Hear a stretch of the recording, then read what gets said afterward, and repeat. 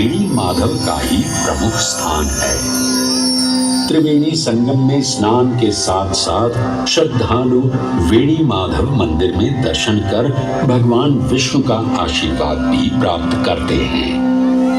मान्यताओं के अनुसार वेणी माधव इलाहाबाद किले के परिसर में स्थित पातालपुरी मंदिर में एक पवित्र अक्षयवट वृक्ष के पत्तों पर एक बालक के रूप में विश्राम करते हैं। पौराणिक कथाओं के अनुसार अक्षयवट एक शाश्वत वृक्ष है जो भगवान विष्णु का स्थायी निवास है, जहां से वे सृष्टि का पुनः निर्माण करते हैं।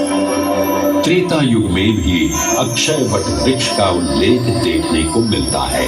कहा जाता है कि भगवान श्री राम, माता सीता एवं अनुज लक्ष्मण अपने वनवास काल में इस स्थान पर आए थे।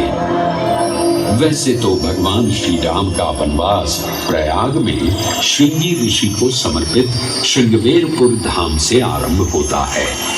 ये वही स्थान है जहां निषाद राज गुह ने भगवान श्री राम, माता सीता और अनुज लक्ष्मण को गंगा पार जाने के लिए सहायता प्रदान की थी। श्रृंगवेरपुर से प्रभु श्री राम ऋषि भरद्वाज के आश्रम पहुंचे थे। भरद्वाज मुनि बसहि प्रयागा, गोस्वामी तुलसीदास जी ने रामचरितमानस में ऋषि भरद्वाज का निवास स्थान प्रयागराज ही बताया है। ऋषि भरद्वाज से त्रिवेणी संगम की महिमा सुन प्रभु श्री राम, माता सीता और अनुज लक्ष्मण त्रिवेणी संगम में स्नान कर तीनों नदियों का आशीर्वाद प्राप्त करते हैं।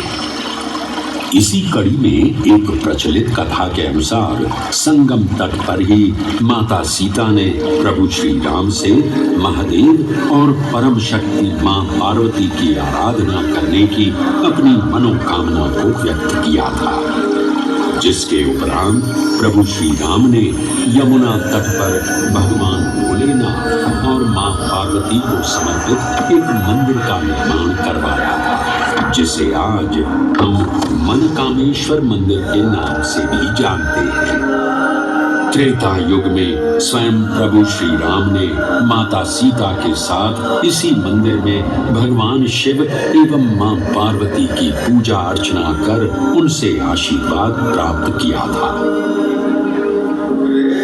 महादेव के इस प्राचीन मंदिर से अगर थोड़ा आगे चले तो उन्हीं के अंशावतार पवन पुत्र हनुमान जी का मंदिर भी विद्यमान है। जय जय महाबली महावीर हनुमान, पवन पुत्र हनुमान।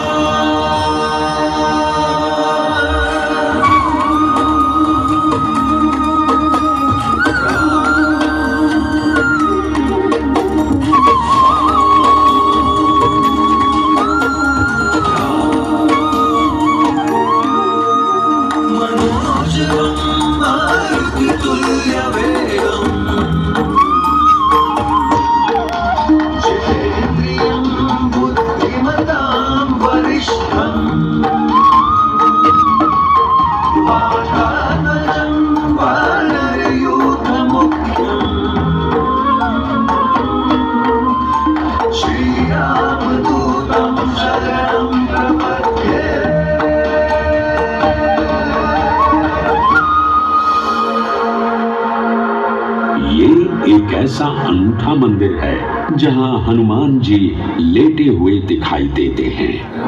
प्रचलित कथाओं की माने तो हनुमान जी के आदेशानुसार बाघंबरी बाबा को इस तट पर उत्खनन करते समय हनुमान जी की एक दिव्य मूर्ति प्राप्त हुई थी, जिसके फलस्वरूप आज यहाँ बड़े हनुमान जी का मंदिर विद्यमान है।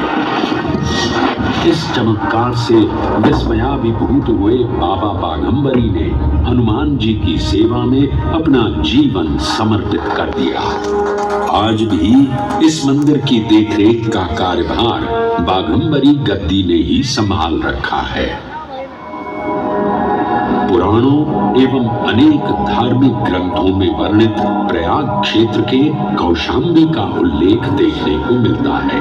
कौशाम्बी प्राचीन भारतीय वत्स महाजनपद की राजधानी थी। गौतम बुद्ध ने अपने तपस्वी जीवन के 6ठे और 9वें वर्ष यहीं बिताए और अपने अनुयायियों को कई महत्वपूर्ण धर्मोपदेश भी दिए। बौद्ध धर्म से अगर जैन परंपरा की ओर चले तो ऐसी मान्यताएं आज भी प्रचलित हैं कि प्राचीन तीर्थंकर ऋषभदेव ने भी वत्स देश में ही ज्ञान प्राप्त किया था। इसके अलावा 6ठे जैन तीर्थंकर पद्म प्रभु का जन्म इक्ष्वाकु वंश में राजा श्रीधर और रानी सुसीमा देवी के घर कौशाम्बी में ही हुआ था। यहाँ तक कि मगध सम्राट अशोक ने भी अपनी शाही देखभाल के लिए इसे अपनी उपराजधानी बनाया था।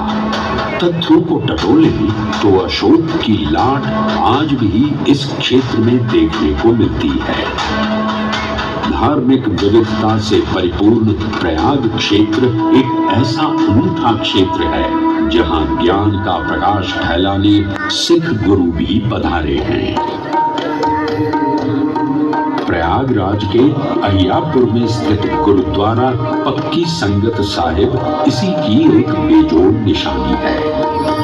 माना जाता है कि श्री गुरु तेग बहादुर जी अपनी यात्रा के दौरान 6 महीने इसी स्थान पर रुके थे। यहाँ वे प्रार्थना और ध्यान करते थे, इसलिए इसे तप स्थान भी कहा गया है। ये कहना गलत नहीं होगा कि त्रिवेणी संगम के तट पर गुरुओं और संतों की शिक्षाओं का अनोखा समावेश है।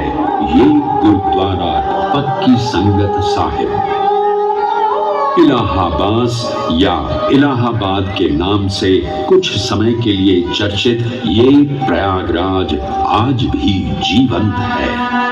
धर्म और संस्कृति का अनूठा इतिहास संजोए हुए तीर्थराज प्रयागराज में वेणी माधव, शिव और शक्ति के विभिन्न स्वरूप आज भी विद्यमान हैं, जो इस पावन क्षेत्र को अद्वितीय बनाते हैं। प्रयागराज की इतनी विशाल पृष्ठभूमि समझने के बाद लगता है कि ये कहना कभी गलत नहीं होगा कि प्रयागराज सिर्फ एक शहर नहीं बल्कि अपने अंदर दैवीयता, विविधता और धार्मिकता को संजोए हमारा पूर्ण गौरवशाली इतिहास है।